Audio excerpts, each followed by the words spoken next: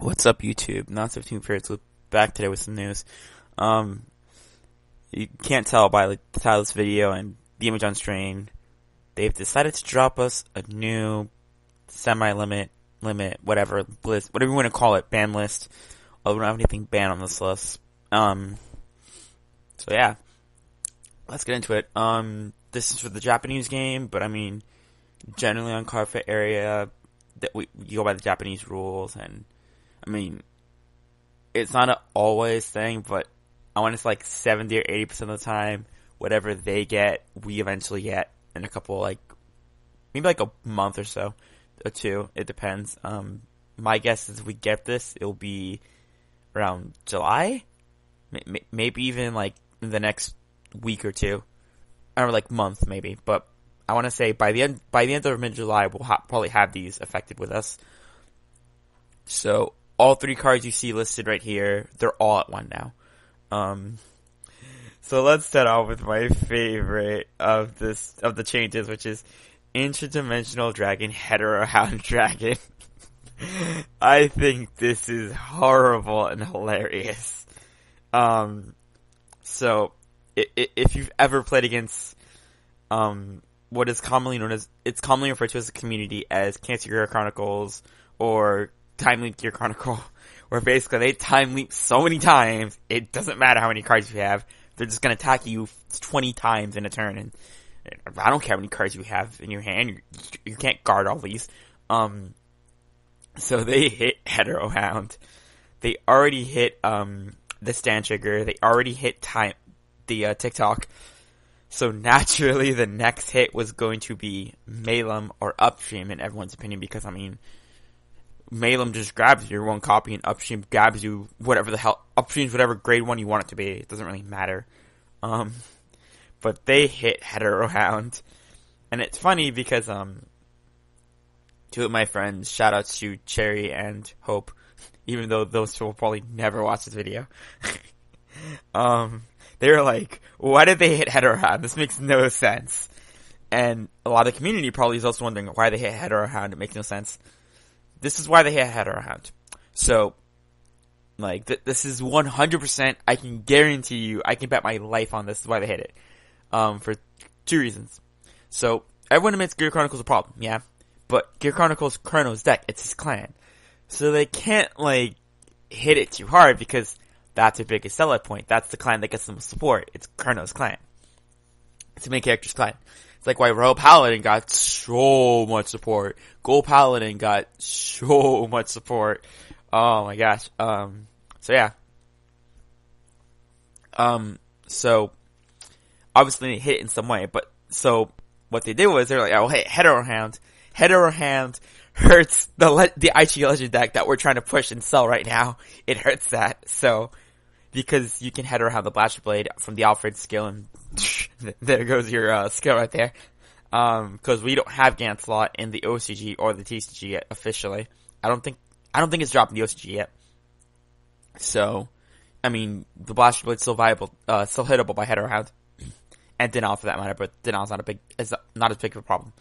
So that way they can deal with that. And at the same time, when you get your ass handed to you by Gear Chronicle, Bushiroad's gonna put their hands in like, we hit the deck. What do you want us to do? We already hit Gear Chronicle. We've hit it already several times. I mean, there's not much else we can do. So that is legit why Hetero Hound has been hit. Oh my gosh. So yeah, that's how it is. Oh man. So yeah, not gonna do anything. I mean, now they only have one Hetero Hound, so, but it doesn't really matter. No one cares. The other two cards there were Mick the Ghosty and Family, and Seven Seas Nightcrow. So, basically, Mick the Ghosty was a hit to Night Rose, just because, they would abuse this card, get a bunch of extra power, infinitely have a trigger in the deck. They would regain, cards in deck. Not very much, mind you, but I mean, that would still, they would lose one less card every turn from the deck, or if they have multiples, or even Seven Seas. Oh, it's freaking the things they could do with it.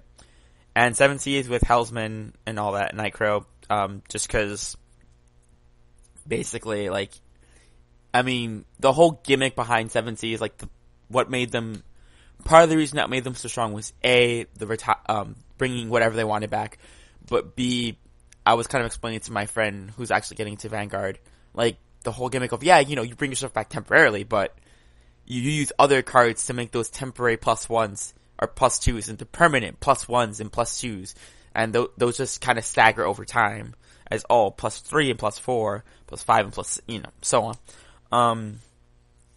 So yeah, this is gonna start June 1st, so we have 16 days for this, till this comes into effect, so I'm recording this the same day I'm uploading it, so basically 2 days to Thursday, and then 2 weeks after that. Also, another reason, like, why I think, how am I gonna word this? So, actually, let me start by stating this first, which is that, Grand Blue, without question, was definitely hit harder than Gear Chronicle. Gear Chronicle was, if you even want to call it being hit. So, the other thing that coincides kind of with this is, so, we have this new keyword, Dominate, coming into the game now, where you take a unit that's on your opponent's side of the field, and you attack them with it. And that's how Dominate works. I mean, we have one unit right now that can kind of like, that acts like a cold death kind of dragon, I guess, if that's the way to call it, like, where you call an opponent to your guard from the drop zone to the rear guard, like, you call a card from the drop zone to their rear guard circle, and then you can dominate it. And then we have one main phase act dominate, as opposed to, the other dominate we have, which is a on-stride dominate. So, so yeah. Right now, the two most meta decks are Gear Chronicle and Grand Blue. It's, obvious. Those two are very, very strong decks. Which two of those decks better deals with Dominate? Which two of those decks better can avoid that? So, yeah.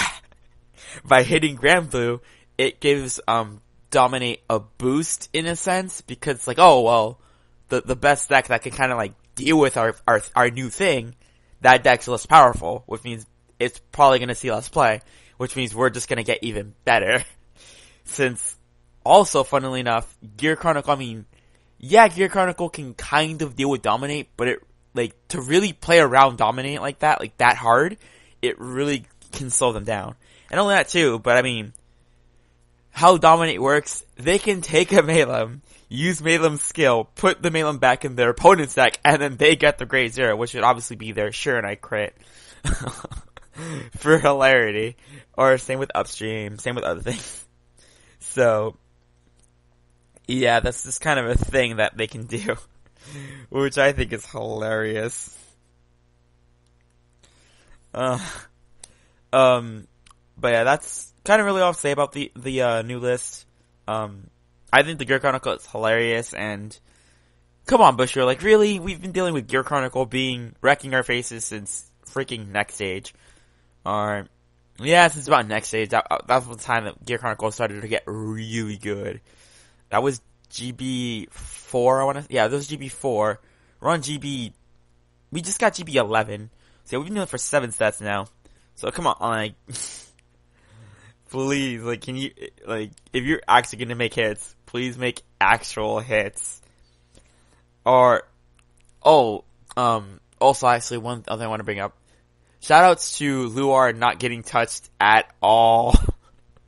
Although with Luar, it'll probably get I wouldn't be surprised if we got the Gear Chronicle treatment, honestly, where, we're gonna hit, Phantom Blast to Diablo to 2.